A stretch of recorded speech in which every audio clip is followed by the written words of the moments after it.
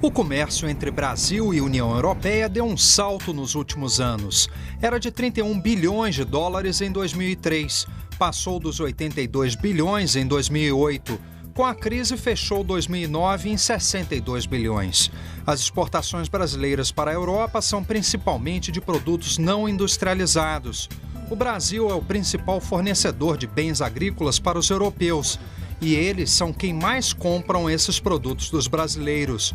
Os grupos transnacionais dominam o mercado exportador. As negociações comerciais entre Brasil e União Europeia também passam por este prédio aqui em Genebra. Na sede da Organização Mundial do Comércio, representantes de mais de 150 países vêm negociando a redução de barreiras comerciais ao longo das últimas décadas. Uma das disputas que o Brasil ganhou recentemente, por exemplo, foi a dos pneus reciclados. Empresas brasileiras estavam importando carcaças de pneus que eram recicladas e vendidas no Brasil. O Supremo Tribunal Federal acabou proibindo esse tipo de comércio por motivos ambientais e de saúde pública. O assunto, que envolve disputas comerciais internacionais, é apenas um dos muitos debatidos pela Organização Mundial do Comércio. Nos últimos anos, outro tema está cada vez mais quente: a agricultura. As chamadas commodities agrícolas, como soja e dendê, sempre foram vistas principalmente como alimento. O crescente uso de etanol e biodiesel no mundo mudou essa lógica.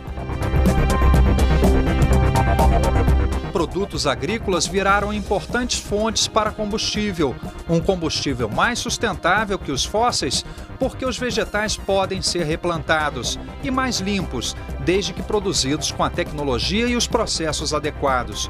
Coloca ainda mais lenha na fogueira o debate sobre alimentos versus energia, mudanças climáticas e condições trabalhistas. Essa demanda de sustentabilidade, pensando na questão principalmente ambiental e social também, é algo que pegou de surpresa diversos setores no Brasil há 3, 4 anos atrás, e muita coisa começou a ser feita nesse sentido, pensando em evitar barreiras ao comércio. Antes da barreira ao comércio, o protecionismo se expressava pela tarifa. À medida que as tarifas vão caindo, vão surgindo outros tipos de proteção. Eu acho que com a União Europeia muito está acontecendo nessa área, sobretudo na área agrícola. Na área de carne nós estamos com um problema sério. Agora, recentemente, nós estamos lidando com a questão do regulamento sobre avaliação de produtos químicos. Basicamente, o que a União Europeia fez foi inverter o ônus da prova. Ou seja, qualquer produtor que quiser colocar um produto químico no mercado europeu tem que mostrar que o produto não causa problemas para o meio ambiente, para a saúde humana, etc. Então, o objetivo inicial é legítimo. Mas na hora que você vai olhar a implementação, acaba se tornando uma barreira importante.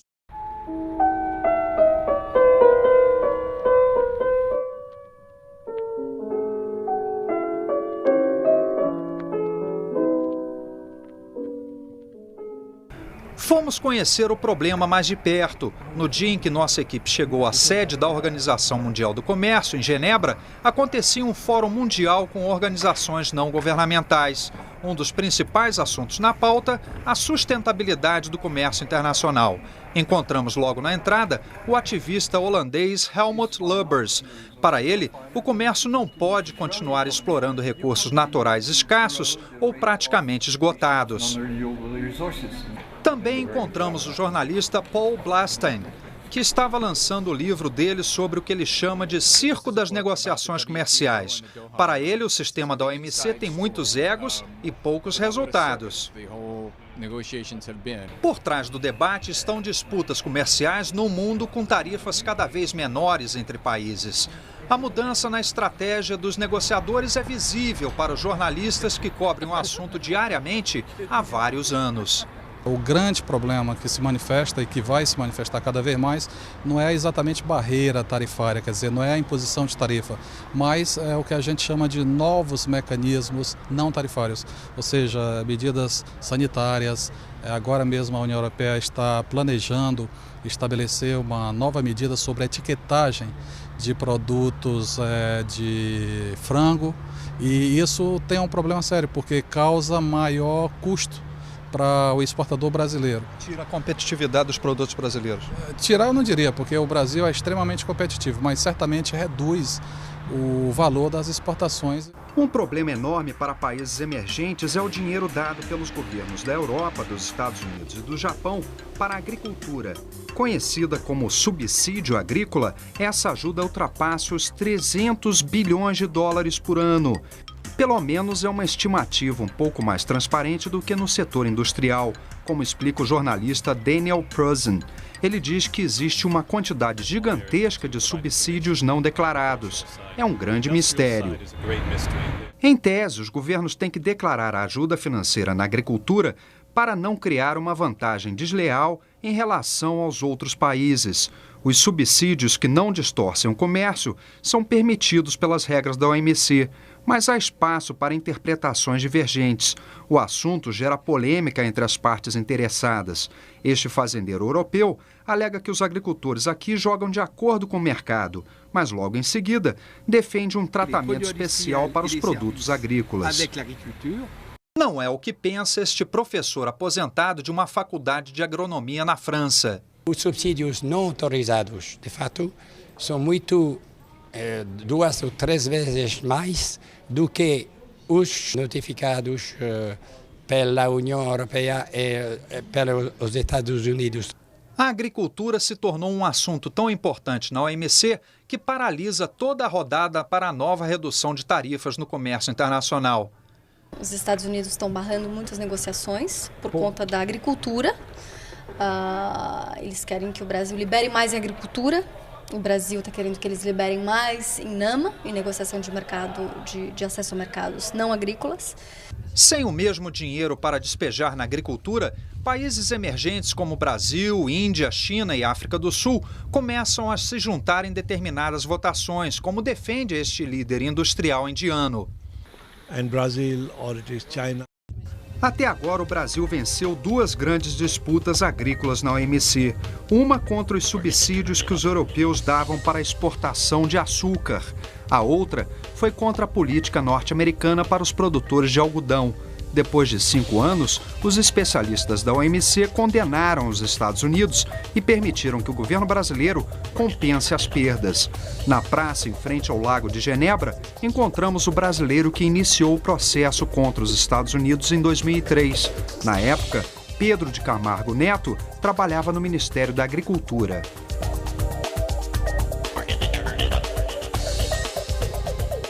O contencioso do açúcar com a União Europeia era muito centrado na política açucareira e a União Europeia reagiu completamente diferente dos Estados Unidos, que mudou. O contencioso americano era, embora contra o algodão, atacava a Farm Bill como um todo e, diferentemente da Europa, os Estados Unidos reagem falando que não fez nada, que está tudo certo, apesar de vitórias sucessivas no Brasil. Então, são posturas distintas de como eles reagem a uma decisão de Genebra. No próximo bloco, o Caminhos da Reportagem vai para a Suécia, o país que tem o maior programa para uso do álcool combustível para transportes aqui na União Europeia.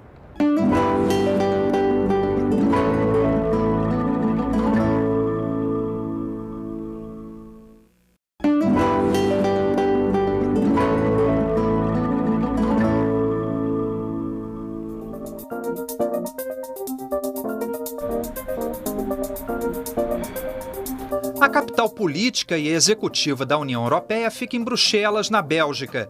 Nesses prédios modernos, chefes de governo, burocratas, diplomatas têm a difícil missão de conciliar primeiro os interesses de países europeus. A partir daí é que começa o diálogo com outras nações. Até agora, a União Europeia e o Mercosul ainda não conseguiram assinar um acordo de livre comércio, mas o Brasil é um dos poucos países que tem parceria estratégica com os europeus. Um dos principais pontos da aliança é a agroenergia. O acordo Mercosul-União Europeia traria muito benefícios ao Brasil. Por quê? Porque o Brasil exatamente é muito competitivo em produtos agrícolas, tanto primários como processados, e produtos que são muito protegidos na Europa e que uma redução eventual de tarifas, de gravames, poderia beneficiar as exportações do Brasil.